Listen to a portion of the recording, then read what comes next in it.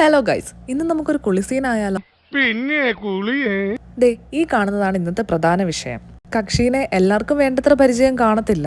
സംഭവം എനിക്കും ഫെമിലിയർ ആയിട്ട് കുറച്ച് നാളായിട്ടുള്ളൂ. ഓവർ ബിൽഡപ്പ് തരാണ്ട് നേരെ കാര്യത്തിലോട്ട് കിടക്കാം.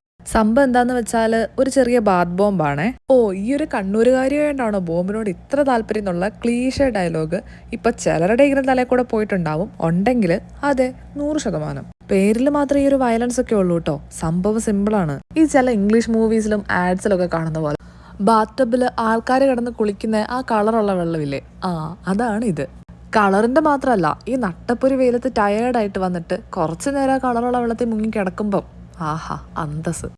ഈ സംഭവം നമുക്ക് പല കളറിലും ഷേപ്പിലും മണത്തിലും ഒക്കെ അവൈലബിൾ ആണ്.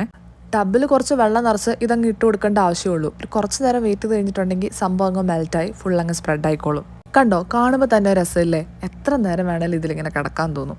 ഇതൊക്കെ ആണ്ടിന് സംക്രാന്തിക്ക് മാത്രം സംഭവിക്കുന്ന കാര്യങ്ങളാണ്. ഇടയ്ക്കൊക്കെ ഇങ്ങനെ ഒരു സെൽഫ് കെയർ കൊടുക്കാൻ പറ്റിയില്ലേ പിന്നെ നമ്മളതിനെ പണിയെടുക്കുന്നത്.